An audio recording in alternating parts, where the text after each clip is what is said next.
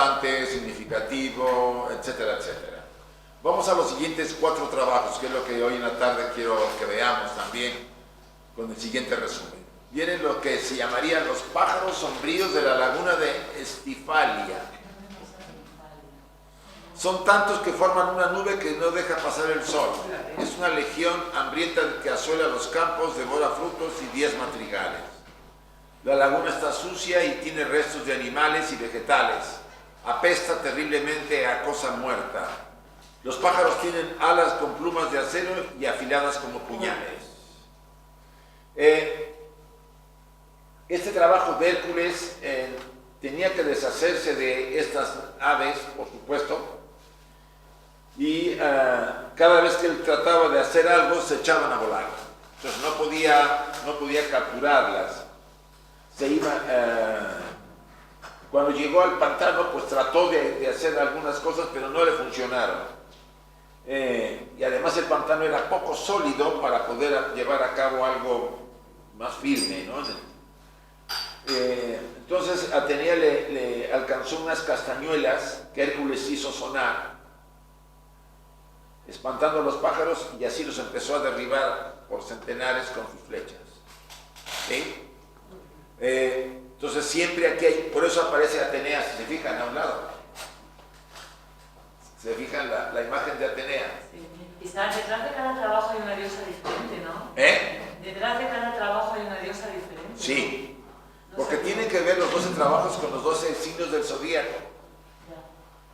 O sea, habría que entrar a eso, pero ya se me hacen una variante, como el caso de cuando habla Blavatsky de las 12 jerarquías, y después de las 7 jerarquías y de las 10 jerarquías, pues la gente se queda así con los cuadrados. Entonces, pues vamos a lo más simple, a la versión que Blavatsky dio al final de las 7 jerarquías. Entonces aquí intervienen en los 12 trabajos una divinidad diferente, o un arquetipo, como decía el doctor Jung, ¿vale? Entonces aquí en la mano tiene la campana, o el cascabel, como le pueden decir, que la diosa le facilitó, y él empezó a matar a los pájaros.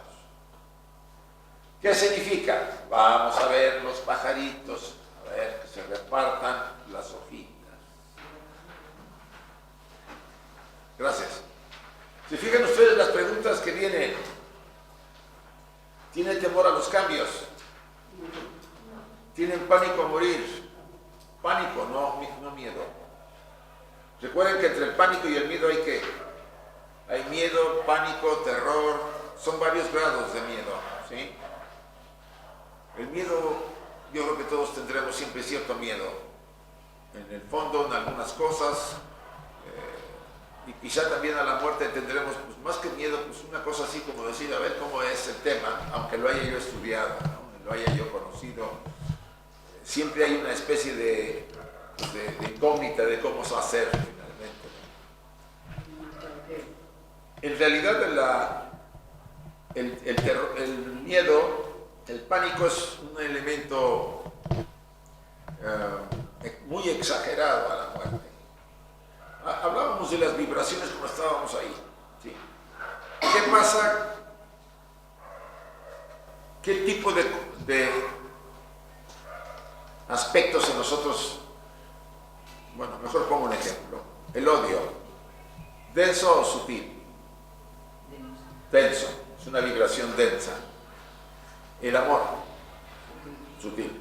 Entonces, entre esos dos elementos, ustedes pueden notar que el pánico es ¿qué? Denso. Supónganse ustedes que han vivido una vida más o menos equilibrada y llega al final de sus vidas, pero ustedes tienen pánico a la muerte. ¿Qué ocurre en ese momento? Que empiezan a ¿qué? A vibrar a una densidad que no era la que ustedes deberían tener al final de sus vidas. Y si en ese momento ocurre la muerte, lo que va a prevalecer es que la densidad del pánico, aunque después se diluya. Y como los grados de equilibrio para pasar a los estados post-mortem tienen que ver con las vibraciones de energía, el plano que me va a traer por esa densidad del pánico es un plano denso. Por ejemplo, bajo la tierra. Entonces dice Blavatsky, van a vivir las personas experiencias que no tenían por qué vivir, porque a última hora entraron en pánico. Entonces, mientras esa vibración se vuelve a regular, el alma va a estar en lugares que no son nada agradables y que no merece estar ahí. Tan pronto se regule, retorna al lugar donde merece estar. Entonces, por eso se insiste tanto en que si la gente, al preparar a las personas para que ayudarlos a que si tienen miedo, bueno, pues eso es más aceptable, pero evitar el terror y el pánico. Comprendemos por qué. ¿Sí? O sea, es determinante. Parte del proceso de las etapas post-mortem tiene que ver con la vibración con la que me voy.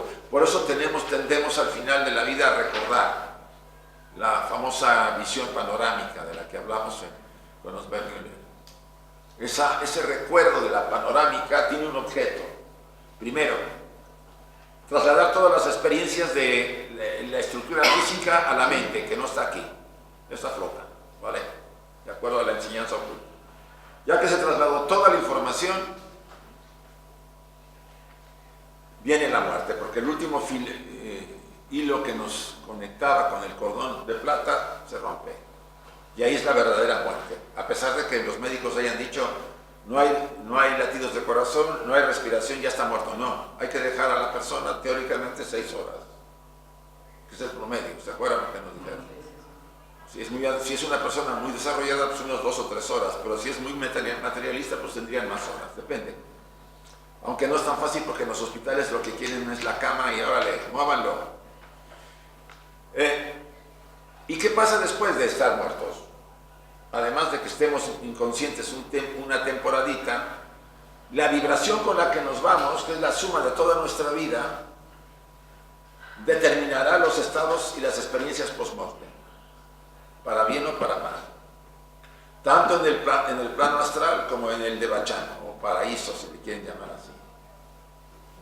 Eso, en términos generales, para señalar la importancia de cómo vivir en este plano. La vibración es muy importante y tiene que ver con los pensamientos, con las palabras, con las acciones que llevamos a cabo y las emociones.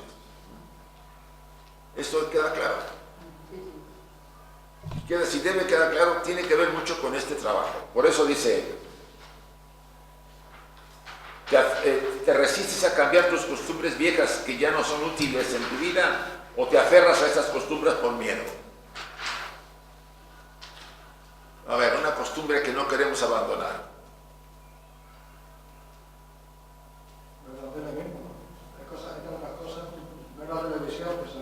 Por ejemplo, la televisión.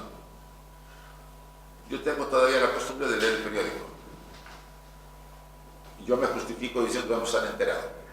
Sí, pues yo mismo me doy. ¿Cómo te justificas?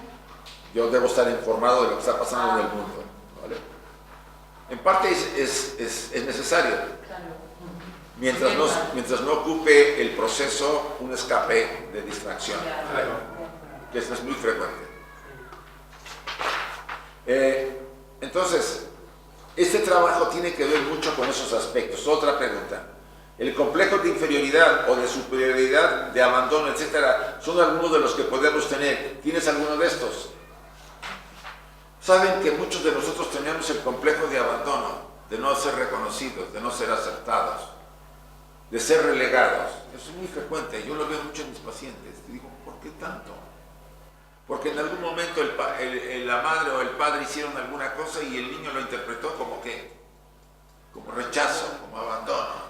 Que ya no se quedó solo de repente en un supermercado, se desesperó el niño y empezó a sentir que la madre lo había dejado, porque a esa edad no tiene la conciencia como la nuestra, no interpretan igual. Entonces, y nuestros padres no es que ya nos quieran abandonar, nos quieren y todo, pero pues es obvio que nuestros padres, pues como todos, se distraen y tienen sus cosas, pero el niño lo ve de otra manera, su lenguaje es diferente. Y eso llega a veces tan marcado que después de mayores la gente se siente con complejos de inferioridad o de abandono. Es muy complicado superar. Yo me he enfrentado... Es algo doloroso eso. Sí, pero muy difícil. A veces hay abandono porque hay abandono. Los padres le dicen a la abuela, quédate con el niño porque no lo podemos educar. Y la niña o el niño se sienten así todos abandonados porque pues al final sus padres son sus padres. O de repente se le mueren los dos. O sea, pasan tantas cosas. Y es uno de los elementos complejos para superar. Ahora, ¿por qué viene? Porque el karma está metido ahí. Acuérdense que el alma es la que maneja la dosis de karma. Escoge la familia, el país y el momento y el lugar para poder nacer. O sea que nosotros hemos creado esas condiciones, porque nosotros somos los que originamos que ese lugar nos fuera asignado por lo que traemos. Este conocimiento nos ayuda a superar muchas cosas, para no culpar a nuestros padres de nuestros males, cuando en realidad ellos fueron los mejores que yo merecía, a pesar de sus fallos. Que en muchos casos el ciclo se repite, es decir, eso ocurre en el niño, pero ya también les pasó de alguna manera posiblemente a los padres. Sí. O sea, que es que los niños sufren porque los padres de alguna forma también han sufrido esas mismas consecuencias, en muchos casos. O sea, que son cosas kármicas, evidentemente, pero que también a veces hereditarias. Ahí hablaríamos de karma de familia. Claro. ¿Sí? Claro. Que tanto se maneja. Claro. El karma no solamente hay karma individual, hay karma de familia, hay karma de población. Por ejemplo, Cáceres tiene la suya. El país, España tiene su karma también de país, ¿no? Y lo más interesante, nosotros los que hemos venido a España a vivir, nos envolvemos con el karma de los españoles. Porque ya llevamos un rato aquí. Pues no lo habéis creído vosotros. Fue ahí los españoles hace mucho tiempo. Estamos también. No, es que es así. Es que cuando tienes relación con una mujer con un hombre, y tienen relaciones íntimas, los dos karmas que se mezclan. Y eso no lo ven los chicos, ¿eh? Si en una noche me voy ahí yo a ver qué encuentro, y me encuentro con una chica que más o menos, y me voy a la cama, que eso es como parte de... Pues a lo mejor me metí con alguien que estaba... y me voy a contaminar con ese karma de esa persona. Eso no lo piensan, ¿no? Eso hay que saberlo para pensarlo. Eso hay que saberlo para pensarlo. Sí. Por eso yo tampoco lo sabía antes. No. Pero cada vez que tienes una relación íntima, tú intercambias con esa persona. Si son cosas positivas, pues no hay problema. Pero es el problema es cuando es algo... Se debería enseñar en pues sí. el centro educativo, el padre, pero los padres tampoco lo saben. Pero si tú sales con eso, van a decir, eso no es libertad de pensamiento, eso son fantasías. ¿O no? Bueno, pero tú ya lo has dicho, ahí queda, ¿no? Ahí Por queda. eso que hay reflexiones. Yo en las charlas que tengo en Facebook, yo lo he mencionado. Hasta ahorita los comentarios nunca han sido despectivos ni nada, sino como reflexionarlos, ¿no? No es que se lo acepten, pero como que lo piensan, ¿sí? Y es que es interesante, es como cuando vas a tener un hijo. ¿Ustedes creen que decide la personalidad tener un hijo? El alma es la que decidió. El alma junto con el alma de la otra persona. Los dos se ponen de acuerdo. Ahora sí. No, tú fíjate yo. ¿Qué me has hablado del dedo? Que fíjate yo, una vez quedó embarazada. Encima ni me entero, oye. Claro, es que... No, Era ese día. yo siempre recuerdo Sí, perdón un momentito, porque he escuchado, mira, te voy a decir una cosa también. Cuando entré en la teosofía y sabía esto solo, entendí que no me fui a la India porque trabajo con café con mi marido. Que mi hija quiso que reencarnara en esta familia, necesitaba un hombre, y aunque fuera una vez, que no pensaba. Tiene lógica, ¿no? Claro. Fíjate que el mismo, el que creó el modelo de las constelaciones familiares, Bert Hellinger, él comentaba cuando una mujer se le acercó, es un ejemplo que es fuerte pero a mí me gusta, y le dijo, oiga señor Hellinger, quiero hablar con usted. Fíjese que yo tengo un hijo producto de una violación, yo no quise abortar. Pero ahora mi hijo quiere ver a su papá, que quiere conocerlo. ¿Qué hago? ¿Cómo va a ser posible? Él fue mi violó. Bert Hellinger la escuchó, le dijo, si usted quiere ayudar a su hijo, que lo conozca. Y si usted quiere resolver su problema, yo no digo que tenga que abrazar al violador, pero por lo menos trate de llevarse bien con él, o por lo menos tenga una cierta relación en paz. ¿Qué estaba diciendo Harry ahí? Porque a veces viene la violación, no siempre en todos los casos, pero la mayor parte de las veces viene por un cobro kármico. Tú violaste, ahora te toca. Y la tienes que vivir para aprender la lección. Porque antes fuimos hombres y hicimos de las nuestras, que era muy común en la Edad Media, llegar a un pueblo como militares del señor feudal que había invadido esa zona y violabas a las mujeres parejo y hacías de tuyas todas las cosas que podías hacer. Entonces, Herlinger, sin decirle eso, en realidad le estaba diciendo que si quería cerrar la puerta y estar en paz con ese tema, se debería más o menos entender con el que lo había violado. Es muy duro para una mujer, yo sé que eso.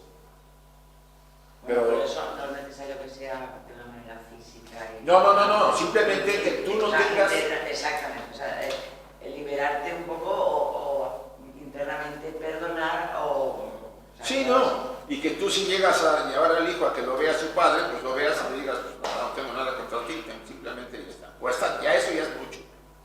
Pero, y eso rompe o choca con las costumbres sociales que tenemos, ¿o no? Que tiene que señalado, que es marcado el violador, etcétera, etcétera. Y es muy complicado entender a veces este tipo de fenómenos que nosotros vivimos como parte de experiencias que nosotros no lo recordamos, que ese es el gran tema, pero que tenemos que vivir para aprender esa lección. Las últimas preguntas que vienen acá son... La 48 un poco rara, ¿no? La 48. Son los deseos físicos como la comida, el sexo tan poderosos en mí que no me importa dañar a otros para conseguirlos.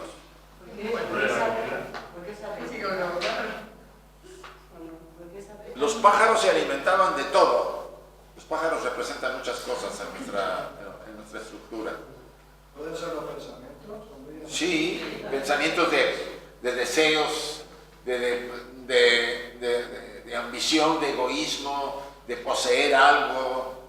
Estás generando tantos que no son fáciles de destruir, ¿no? Porque están ahí. Entonces, le tiene que una diosa, una estructura profunda, le tiene que ayudar a Hércules, al héroe, para acabar con eso. Los asusta, eleva y los empieza a matar. Yo siento en este sentido, en este trabajo, que puede estar muy relacionado, y lo marqué en el 47, con los complejos de inferioridad y superioridad que tenemos o de abandono. Y con la 49, estoy dispuesto a disciplinar esos deseos en mi vida. Los deseos son producto de los pensamientos. ¿Sí?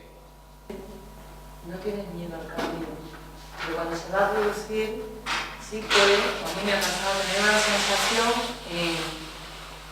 en el abdomen, ¿no? De sentir ahí un cosquilleo, y eso de alguna manera es elemental del cuerpo. Es un temor. El cuerpo tiene una inteligencia y tiene... Los budistas dicen que tenemos 21.000 seres que viven en nuestro cuerpo y ellos habitan en diferentes aspectos, ¿no? En nuestro corazón, en las partes del cuerpo que son inteligentes, que ahora la ciencia dice que son inteligentes de alguna manera, y la tradición decía que hay seres en nosotros que habitan el cuerpo físico, porque hay para las emocionales y para el mental, ¿no? Y que cuando nosotros, por ejemplo, vas caminando y hay algo peligroso, el cuerpo dice, cuidado. O sea, hay una reacción de proteger al cuerpo y los elementales funcionan y te dicen, cuidado. Entonces yo puedo tener mentalmente claro que no hay problema, pero mi elemental dice, no, sí, tú pensarás lo que quieras, pero esto es peligroso. Y tienes que cuidarte, ¿vale? Y aunque no sea peligroso, porque yo lo noto que a veces cuando hago los cambios, yo además tiendo a hacer cambios porque no sé por qué lo hago, pero sí que noto en ese momento esa sensación que yo la reconozco, en el ombligo, en el abdomen, es un cosquillo con angustia, no sé cómo explicarlo. Sí, que es y digo, esto es una somatización de algo que a lo mejor no soy consciente de ello. Pero a veces son como mariposas y no es una sensación desagradable o...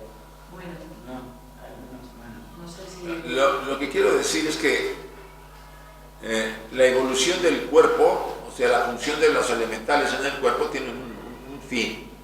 Y puede en un momento dado no estar coherente con los pensamientos que uno tiene. Yo puedo mentalmente no tener miedo, porque he vivido y he aprendido y he tenido experiencias y las he reflexionado y no me da miedo la muerte. Pero mi cuerpo sí tiene miedo a la muerte. El cuerpo, los elementales del cuerpo, que aún no se ha hecho mía la idea. Entonces, ¿qué pasa a esas personas que han tenido experiencias semi-muerte porque han regresado? ¿Y qué les ocurre después? Pues que están totalmente en paz, serenos y tranquilos, porque vivieron de alguna manera, de forma más completa la experiencia y están más convencidos totalmente. Porque no siempre va en paralelo la concepción de las cosas y no entendemos por qué a veces nuestro cuerpo puede reaccionar así. Se debe, por lo menos, podría ser una explicación a los elementales que aún protegen el cuerpo y que, pues, tú dirás, piensa lo que quieras, pero esto es un peligro para nosotros, porque se va a destruir el cuerpo. Que eso es algo que hay que analizar, ¿no? Y una pregunta que además, que bien que pueda... El complejo de inferioridad me queda claro lo que es. Sí. Pero yo, lo del complejo de superioridad,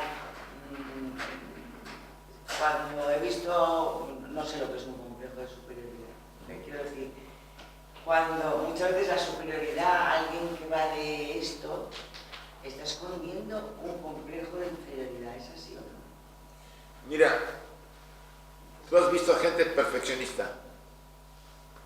Sí. ¿Conoces a gente que es perfeccionista? Sí.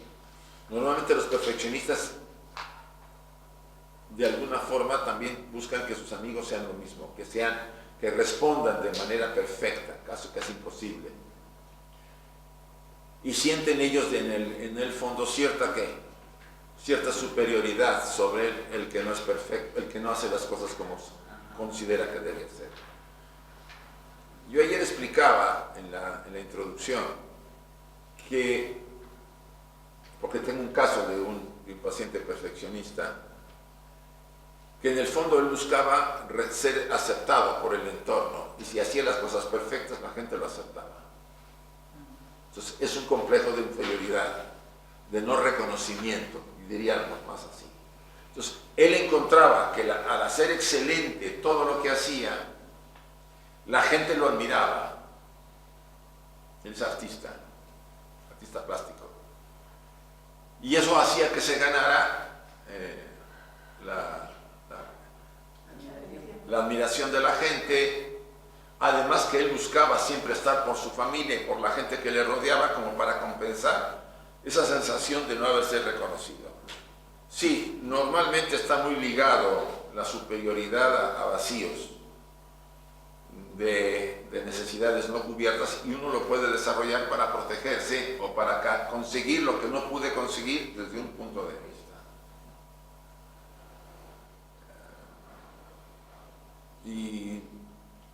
Pero es mucho más común encontrar gente con complejos de inferioridad. Sí, porque los machacaron, porque vivieron experiencias muy duras desde pequeños, porque ya lo traen de otra vida. Esos son todos los temas que a veces no pensamos que es así. Dado que no venimos en blanco, eso ya la ciencia lo está insistiendo mucho en eso. Bien. A ver, si ya acabamos, vamos al siguiente trabajo. Este me gusta. El sexto trabajo son 2 ríos. Augías había heredado de sus padres varios rebaños, pero era muy indolente y dejó acumular estiércol en los corrales, privando del abono a los cultivos y negando fertilidad al suelo. Euristeo ordena a Hércules limpiar los establos y acarrear el estiércol a las tierras, preparándolas para la siembra en un solo día. Pues era un trabajo imposible, ¿no? Eran inmensos. Entonces, ¿qué hizo? Pues él desvió 2 ríos, los hizo pasar por los establos y los limpió. Y además el agua se llevó el abono a los campos y los abonó. Fíjense que en el taller que di de estos 12 trabajos en Bilbao, uno de los temas que más influyó fue limpiar los establos, que son nuestros establos internos. ¿Cómo están nuestros establos? Y bueno, ahí les van los establos.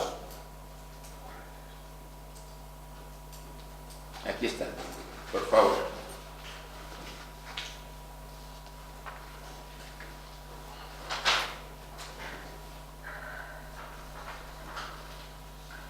¿No puede tener esto una correlación también con las escuelas internas no tienen también una correlación con nuestra vida diaria, con el cuidado, con el orden, con mantener las cosas? Es decir, que se puede interpretar como nuestro estado interno, pero también se puede interpretar como el cuidado de tener el orden que se tiene en la vida diaria, ¿no? Sí, en realidad si tú tienes adentro la cosa sucia, afuera va a estar sucia. No me sé, acuerdan ustedes cuando éramos, bueno, a mí me acuerdo cuando era joven, me decía, bueno, si vas a la casa de una chica, fíjate cómo está la casa. ¿Ah, sí? ¿Para qué? Para ver si era limpia. Veías Iba a y limpiar cómo la se casa llevaban y- los, decían, fíjate cómo está la casa y cómo se llevan sus padres. Porque eso lo tiene ella. Es un dicho muy viejo allá en México. Para conocerla más, ¿sí? Fíjate cómo se entienden sus padres, cómo se hablan, cómo se tratan. Y ve cómo está su casa. Uno tiende a expresar hacia el exterior el estado interior. Tenemos una vida conflictiva, llena de cosas, mezcla de confusiones y tonterías. Les aseguro que por lo general tenemos cosas así en nuestra oficina de trabajo, está toda revuelta, llena de papeles.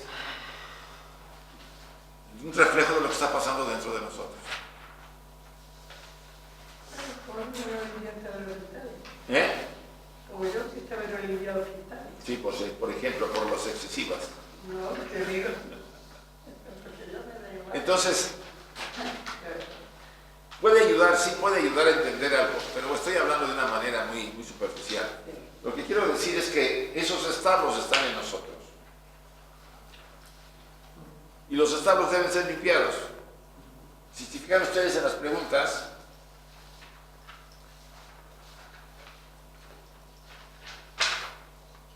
¿ya no les habló ninguna? Sí. ¿Verdad? Por favor. Pero sí, había Había muchos. Sí, había 18 copias. Sí. Sí. Ah, está bien, que no sí, pensé es que- que la vamos pasando y está hablando del proceso de purificación. Sí. Se ha enfrentado a aspectos sucios de su sombra. Ha tratado de limpiar su establo interior. Se ha deshecho de costumbres, apegos, prejuicios y condicionamientos que ya no le son válidos. Es consciente de su suciedad interior. Nunca han soñado con que están en un baño, bañándose o haciendo del 1 o haciendo del 2, como dice. Haciendo del uno, haciendo del dos. O tirada o haciéndola. Yo recuerdo- Porque ya el símbolo de ir al baño en un sueño significa que se están purificando en su vida. Y más si se están bañando. Yo recuerdo de eso he tenido, sobre todo en la primera etapa cuando recién llegado a Granada, ¿no? Pero hubo un sueño que me marcó mucho en ese sentido. Era una calle, de calles, algunas de las calles, pero eran varias calles, por ahí por la Plaza Mayor. Y era pues como cuando después de una noche de fiesta de bebé y demás están las calles sucia y demás, y que emanaba un río, pero era agua azul, como de una zona alta, iba corriendo todas las calles. Era un poco proceso que yo me llamó a la atención, estuve trabajando en 6 años y llegué a la conclusión de que era un poco parte del proceso del que estaba trabajando. Normalmente en los sueños, las estructuras, recuerden, en un sueño deben interpretar todo lo que pasa como parte de su estructura interior psíquica, ¿vale? Las ciudades, si se están ustedes en un auto, es la manera en que se mueven en el mundo, o se usan un avión, un barco, lo que fuere. O, por ejemplo, el caso de gente que me cuenta, no, es que me da vergüenza, digo, ¿por qué? Es que soñé con que yo estaba en la mitad de la ciudad, la calle principal, la gente alrededor y yo haciéndome ahí. frente a todos. Eso me da vergüenza, que no sé qué. ¿Qué creen que es eso?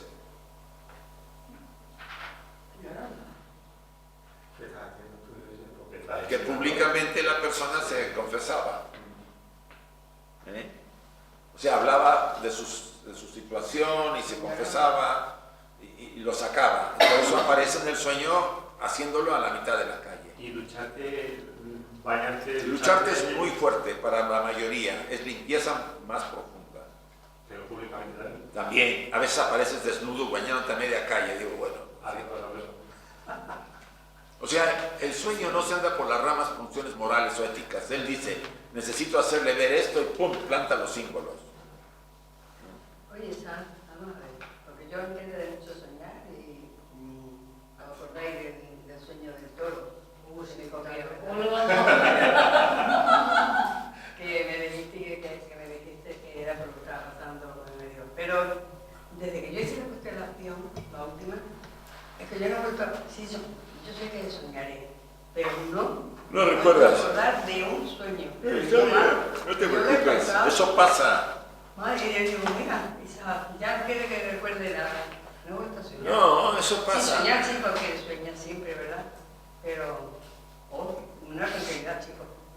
Mira, eso pasa. Hay periodos de sueños, periodos de que no se recuerda, pero tú sigues soñando. A mí sí me hace por falta de tiempo, con 3 o 4 horas que duermo. O sea, es que tú tienes un tema de los sueños muy complicado. Sí.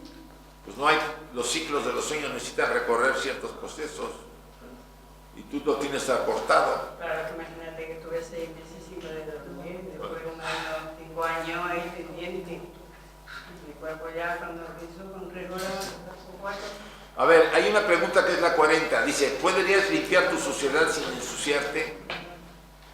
La cuarta no. Qué difícil. ¿Eh? La 40. Eso es como raro. Eso es muy difícil. Yo la veo como rara. No, tiene un porqué. Yo creo que es necesario asociarse, ¿no? Pero muy difícil. Esto no es como cuando está el cielo muy... Porque mucha nube y de pronto sale el sol. No, el hecho, no, yo no sé, pero el hecho de que tú limpies tu casa, hablando físicamente, hablando real, el hecho de que tú limpies tu casa conlleva que te tienes que ensuciar. Físicamente, sí. Claro, que hay que estar dispuesto a mancharte. O sea, eso es por es remangarte y decir, no me importa cómo está esto, pero tengo que hacerlo yo, porque si no lo hago yo, no hay nadie que lo hace. Porque el que no se mancha es como el que ve las cosas de lejos. Es decir, yo no quiero saber nada que esto no va conmigo. ¿No? Hasta cierto punto. Hacia adentro sería eso, ¿no? El hecho de Y hacia afuera. la voluntad de... Y hacia afuera, ¿no? Ahora, mucha gente dice, es que para resolver una debilidad tengo que volver a vivirla con intensidad. Eso no es limpiarlo, es acrecentarlo. Al fuego no lo apagas con el fuego, lo apagas con el agua. Entonces, yo siento que va por acá. Si yo quiero superar, por ejemplo, mi sensualidad, no me voy a entregar a la sensualidad y al erotismo extremo, porque lo único que voy a hacer es incrementar más. Abro la puerta y van a entrar todos los que quieren. Entonces, ¿qué quiere decir? Que si yo soy consciente de esa sensualidad, pues debo empezar no a cerrar la puerta de golpe, porque no va a ir bien reprimir, ¿no? Se vuelve más complicado. Pero sí a ser consciente de que hay algo ahí que yo tengo que mover, como decía el Dante, ¿no? Cuando la loba, que significa la concupiscencia, se le aparece. ¿A cuántos seres ha dañado? ¿A cuántas personas? ¿A cuántas mujeres él pues, posiblemente abusó, se aprovechó? Porque es lo que la confesión de él es esa. El reconocimiento de ello es importante. Y a partir de reconocerlo y aceptarlo, que yo he sido así, ahora me propongo que superarlo hasta donde me lo permita mi propia estructura. Reducirlo poco a poco al mínimo. Me refiero a la forma abusiva con que nosotros a veces utilizamos por ejemplo, en el caso de la sensualidad, ¿sí? Ahora, si tú vienes con un eros muy fuerte, pues es más complicado que si tienes un eros muy bajo. Si tu eros es de 2 o 3, pues no no es tanto el problema. Pero si tienes con 9, pues sí va a estar complicado porque tú estás muy revolucionado en ese sentido y probablemente tus tendencias de vidas anteriores están muy activadas por esa parte. Entonces tu trabajo va a ser más fuerte.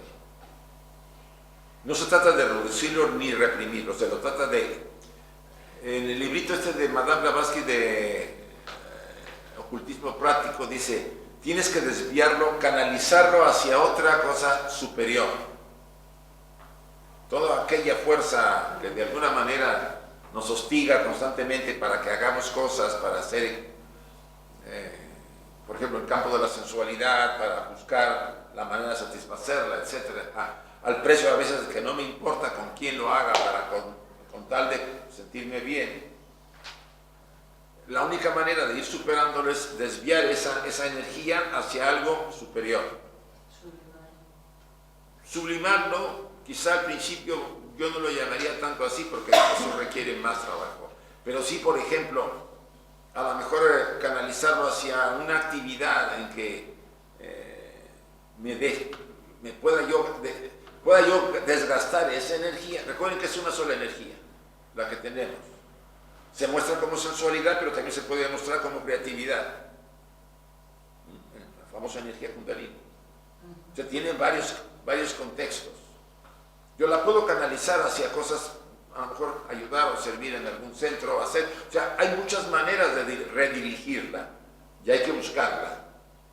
Que al principio no será fácil, no. Yo tengo ahí otro caso también de un chico que le mete mucho a la pornografía de la tele, del internet. Está obsesionado, que no lo puede dejar y que no lo puede dejar. Le digo, bueno, pues tienes que trabajar para recanalizar esa necesidad de centrarte en el tema, porque ya abrió la puerta y cuando abres la puerta es más difícil superarlo. Ustedes van por la calle y las chicas ven a un chico guapo. ¿Qué pasa? Nada, lo ven, lo admiran, ¿o no? Pasa y se les olvida. Bueno, eso esperamos. Pero si yo me quedo con la imagen y empiezo a moverla, yo abro la puerta y empieza a entrar toda la cantidad de imágenes y cosas que tienen que ver con esa sensualidad. Entonces, no se trata de prohibir, se trata de no permitir que eso se desarrolle. Los hindúes dicen, tú tienes papilas para paladear una comida sabrosa. Paladéala, cómela y paladéala, pero olvídate de ese tema. Pero ¿qué pasa en la memoria? Dice, oye, Isaac, sabe muy sabroso este platillo, ¿qué te parece? Te lo cenas también. Bueno, ahí tengo la pizza, ¿no? Y entonces ya me encadenó, y no quiere decir que no puedo paladear, sino simplemente que ya me esclavizó ese elemento en mí, porque la memoria me trae la información otra vez de cómo sabe y qué agradable, y quiero otra vez más, y quiero volver, ¿no? Ya estoy encadenado.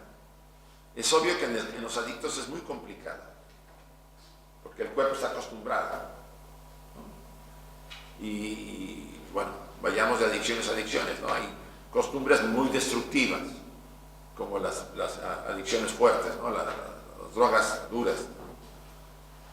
Y que en un momento, o el alcoholismo en último grado, que es muy destructivo aparentemente, pero todo socialmente es aceptado, pero el alcohólico destruye su familia, se destruye a sí mismo y es tremendo, ¿no? Entonces todos esos elementos empezaron alguna vez así como diciendo, no, pues voy a probar, no va a pasar nada, ¿no? Pues si no hubiera pasado nada si yo inmediatamente cierro la puerta y no lo volveré a hacer en otra ocasión, pero no empezaré a decir, bueno, otra y otra y otra. No pudieron cerrar la puerta. Y si traemos como escándalo la adicción de otras vidas, ya nos enganchamos. Pero fácil. Como nadie sabe qué trae del pasado. Lo que a un niño le dan en la boquita el pino y no le hace nada, a otro lo vuelve adicto cuando sea mayor. Así de fácil. Y ustedes dirán, pero es que a fulano le daban lo mismo, no le pasó nada. Sí, ¿por qué no la traía? Y el niño sí la traía. Había sido alcohólico o lo que fuera en otra vida y traía la tendencia a volver a ser alcohólico. Todas esas cosas no las entendemos y llevamos a cabo tonterías y a veces nos metemos a la gente en problemas cuando los padres no se dan cuenta de que jugar con fuego es exponer a las almas que tienen en sus manos a cosas que pues que no vale la pena, y aunque sea una costumbre del pueblo. Yo lo veo eso mucho acá. Y a lo mejor de 10 niños, a lo mejor 9 no les pasa nada, pero a uno le pasa, péscala, y ya va a entrar a la adicción otra vez, porque ¿cómo le llaman cuando tú le das a un animalito algo para, ¿cómo le llaman? Para engordarlo, ¿cómo le llaman? Lo ceban. Tú cebas a un niño con alcohol.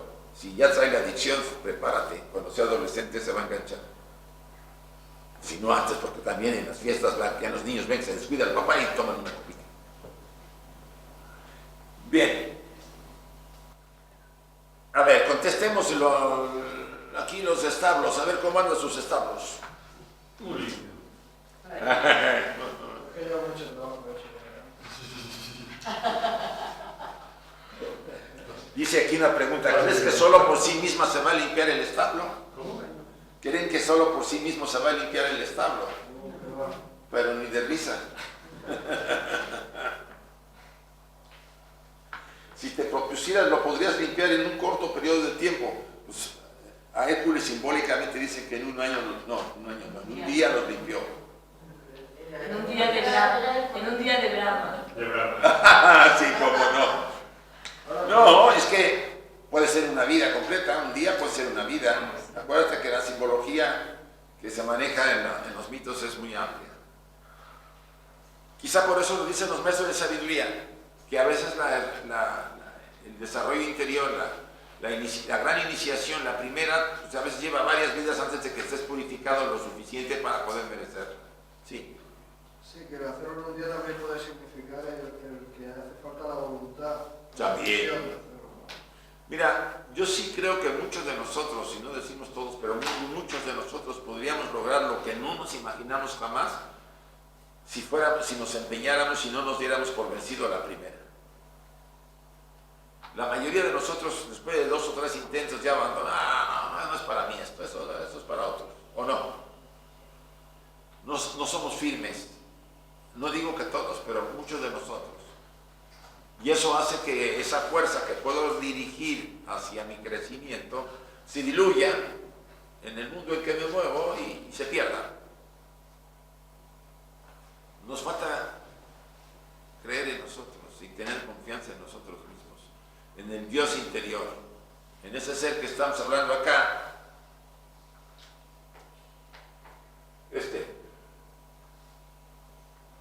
Que dirige nuestras vidas y que de alguna manera somos eso, es lo que somos verdaderamente. Y estamos identificados con el traje. Cuando debemos tarde o temprano recuperar nuestra verdadera posición. ¿Sí? Ahora que estoy dando el curso de las jerarquías, dice en un pasaje Madame Blavatsky, el ser humano es un Dios, como dicen, no expulsado. No es la palabra expulsado. Que ha caído. Exiliado. Exiliado es la palabra. Es un Dios exiliado en el mundo material, que tarde o temprano recuperará su lugar en el cosmos. Nosotros somos una jerarquía, la cuarta. Dentro del estudio de las 12 jerarquías que crearon el mundo y al hombre, nosotros somos la cuarta, la que tuvo que entrar otra vez. Y no quería. Y no queríamos. Sí. Porque veíamos a las formas muy primitivas. Y nos negamos, y por eso se generó un karma peor. Entonces ahora, obligados, tuvimos que entrar. Y fuimos de alguna manera creados en la primera creación, en la creación primaria. Tenemos que ver algo con los Kumaras. Sí, probablemente somos los Kumaras, en el sentido de que dice la tradición oculta, que tuvieron que ser obligados a entrar para restaurar, reparar un poco el fallo que se había producido en la mezcla de los humanos con los animales. ¿Sí?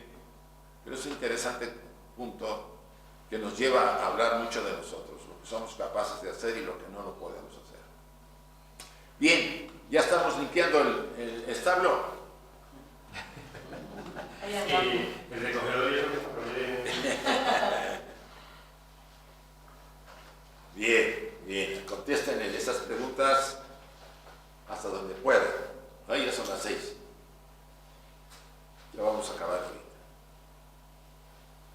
vamos con el último trabajito de estos 4.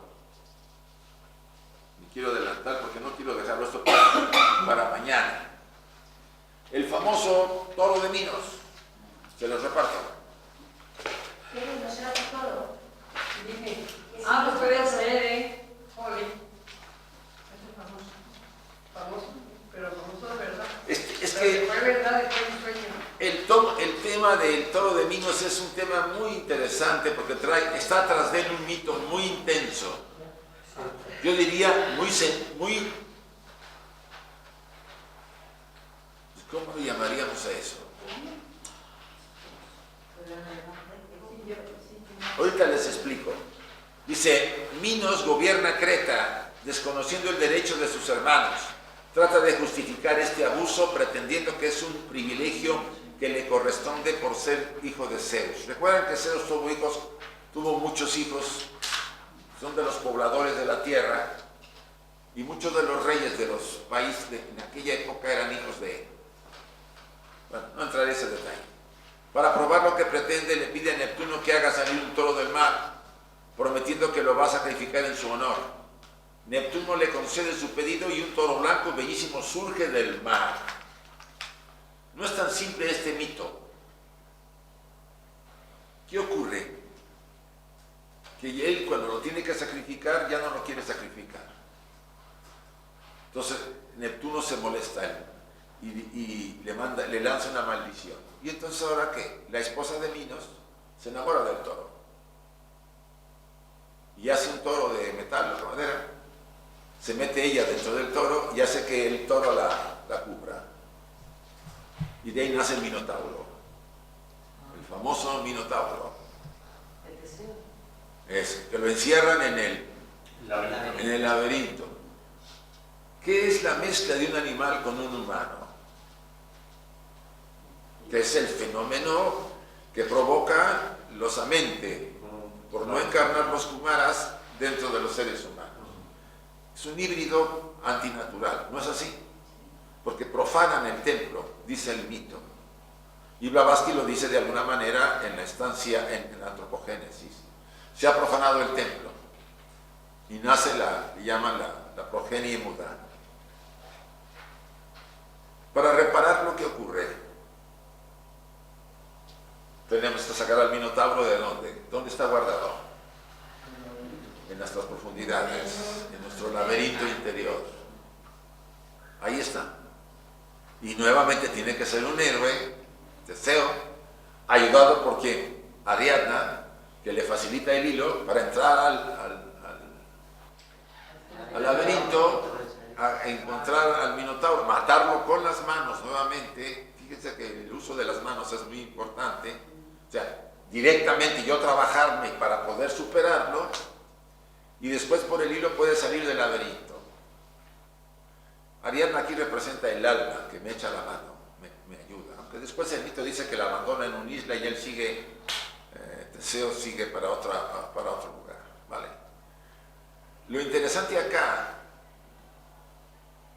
es que ese toro tiene lo suyo. Dicen las primeras preguntas: uso mi fuerza y energía como amenaza a otros para conseguir lo que deseo. Ante una pasión intensa, dejo que ésta me domine. ¿Cómo lo ven ustedes? Todos hemos tenido pruebas los que tenemos o que hemos tenido de jóvenes, el tema del eros muy fuerte, pues siempre hemos sido probados por ahí. Y a veces en situaciones complejas, que si no hubiéramos caído, hubiéramos desparramado todo. Al menos es mi experiencia. ¿Sí? Que es el mismo caso de Dante cuando dice que la loba había dañado a muchas mujeres. La loba significaba la concupiscencia, ¿no? el poseer al sexo opuesto, abusar de él y después dejarlo como un objeto. Cosificarlo. Sí. Cosificar. Al final, la concupiscencia de lo que estamos hablando es cosificar a otro ser. Cosificar. Sí. No valorar a otra persona como yo que es. Como cosa. Cosificar de cosa.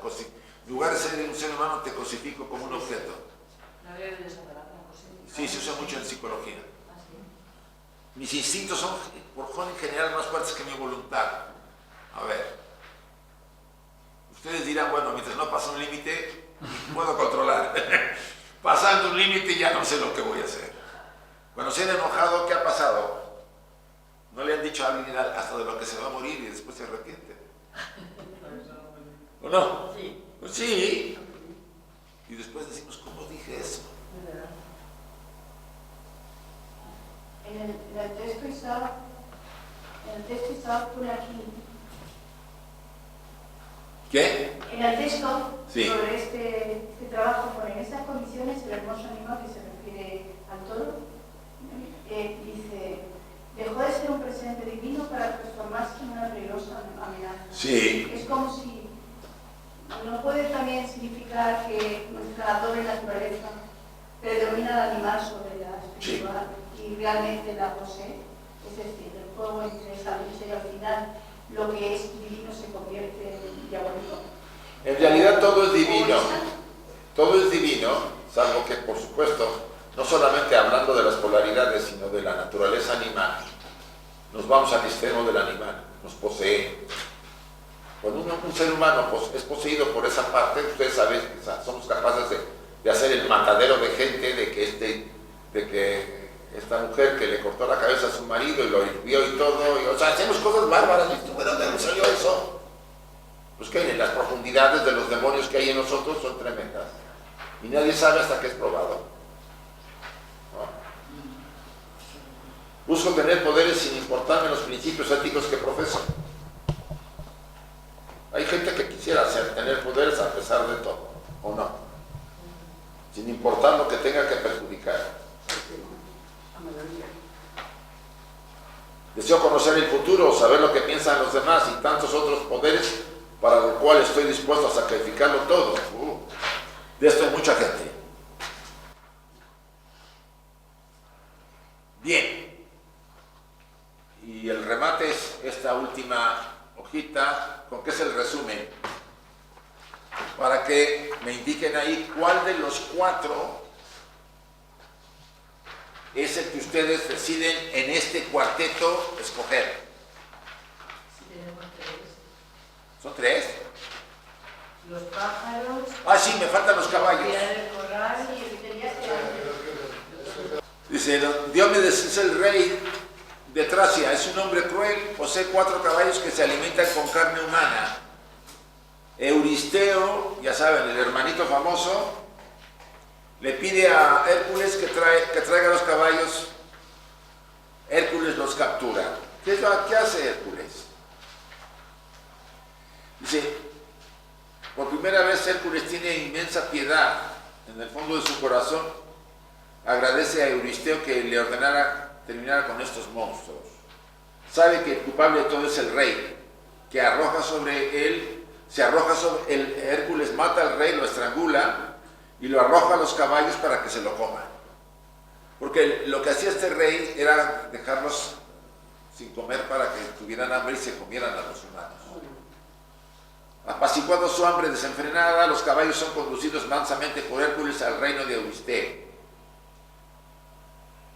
Y en este caso es la primera vez que Euristeo los consagra a Hera, ¿sí?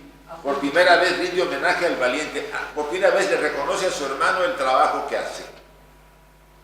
Si ustedes analizan el ciclo de los dioses del héroe, es el momento en que empieza a tener las primeras experiencias positivas. Ha pasado por unas etapas de purificación. Vean las preguntas. ¿Me importa sacrificar la felicidad de otros para conseguir satisfacer mis deseos? Utiliza sus pensamientos, sentimientos y percepciones de intuición en la consecución de sus objetivos a cualquier precio. Mis placeres me dominan a tal grado que permito que mi cuerpo pueda enfermar, etcétera, etcétera. Lastimo a personas sin importarme, con tal de conseguir, obvio, mis objetivos.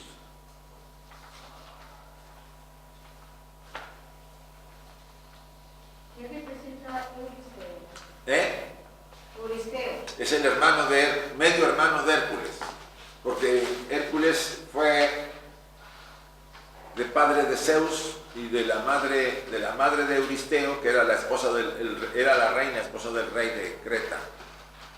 Entonces, en un momento dado, esta versión dice que en un momento dado, Hércules se enloquece y estaba casado con Megara, tenía una mujer que se llama Megara, y unos hijos, y mata a los hijos. Simbólicamente es otra cosa, pero el mito lo presenta así.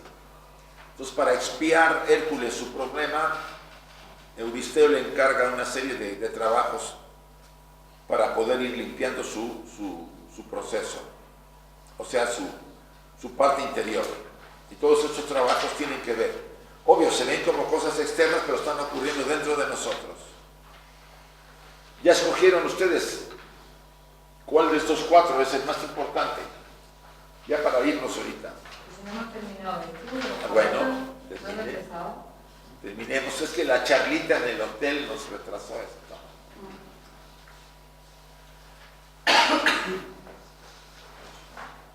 ¿Trabajo se puede interpretar de otras maneras?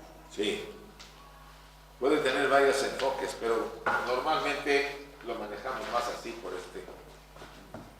Y como les dije, en caso de que deseen, yo tengo la versión de este Ballesteros, pues si quieren ver la versión de él, la pueden estudiar, se las puedo dejar.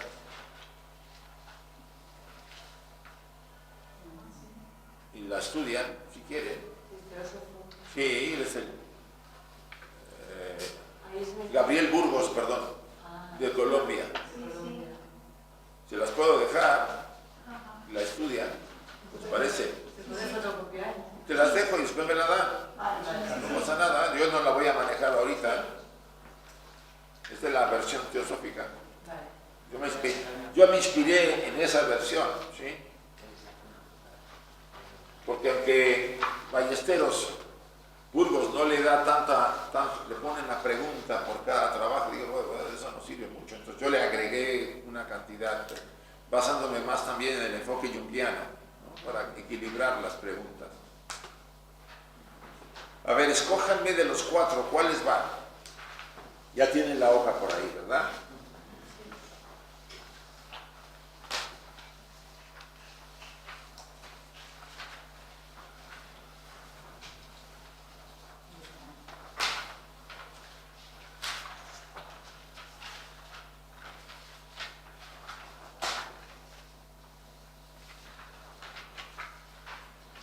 Ahora, de acuerdo a lo que hemos estado estudiando,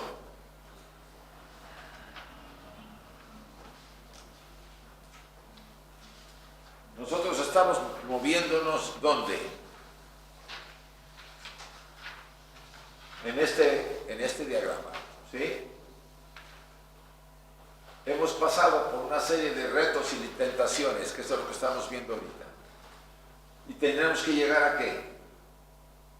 Al abismo. Aún no hemos llegado. Estamos moviéndonos en este campo. Por eso Hércules tiene ayuda de Atenea. Dependiendo de los trabajos, intervienen ayudantes acá. Mentores que le ayudan a Hércules o nos ayudan a nosotros.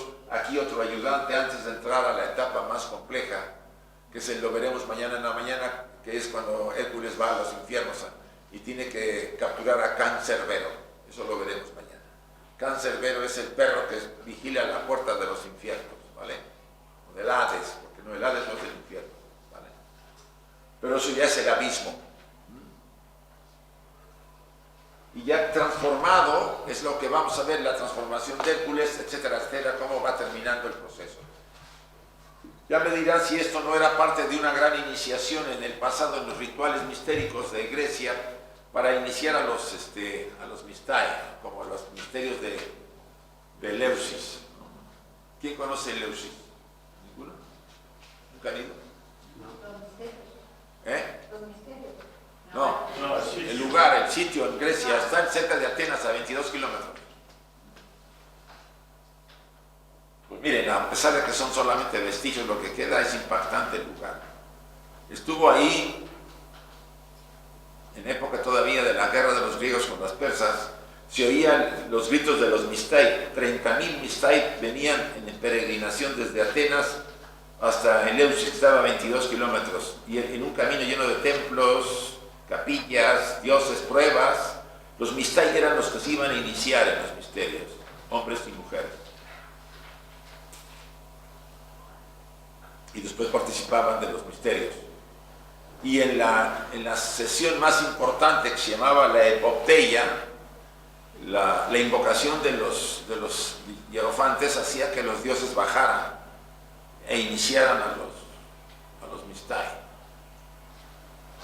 Ustedes dirán, es una superchería. ¿Por qué se inició Platón, Sócrates y toda esa pléyade de filósofos? Porque creen que se iniciaron en los misterios.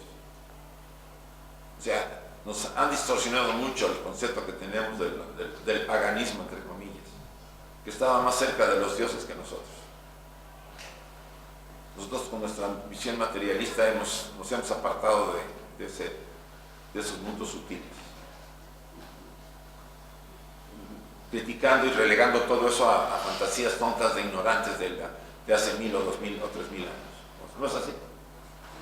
Hemos hecho eso. Nos hemos cerrado a esa parte. Yo no digo que no ha habido avances, no digo que no ha habido progreso en algunas cosas, pero imagínense, llevamos 2000 años de Occidente, si podemos decirlo así, después de la caída de Roma.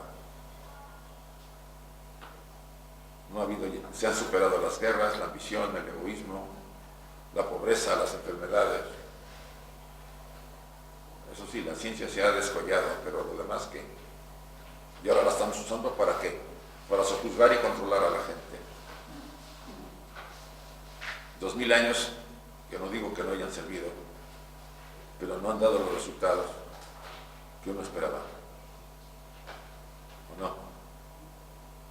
A lo mejor es que hay que esperar más. Otros 2000. Puede. Bueno, pero el mundo es menos cruel. Aparte que los romanos, digamos que pierden el imperio 400, no sé, 1500 años, ¿no? Luego, sí, desde el año el imperio romano 300. del Oriente es hasta el año 1000 más o menos, 1200, la caída de Constantinopla. Pero, es decir, el mundo se ha humanizado respecto De los romanos sí, porque ahí mataban con la mano en la cintura. Y hemos tenido un éxito tremendo como especie, pero Isaac, que no es que distinta, sino que reflexionemos sobre esto también, ¿no? No creo que haya ido todo tan mal, ni pienso tampoco que todo el tiempo pasado fue mejor. No, yo no. Lo que estoy diciendo es que nos hemos... ¿cómo decirlo?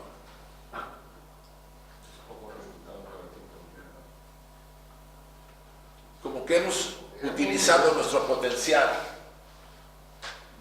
sobre todo desde el Renacimiento para acá, para tratar de recuperar lo que habíamos conseguido de alguna manera, sin dejar de reconocer que la humanización era muy importante, porque antes con la mano en la cintura te mandaban al circo romano y ahí te matabas, aunque fueras o no fueras cristiano, al que pescaran, al esclavo, ¿no? Porque los esclavos estaban al día. O sea, esa parte que es paradójica, ¿no? En los romanos, el derecho romano, uno de los más importantes, tuvieran como paradoja a los esclavos.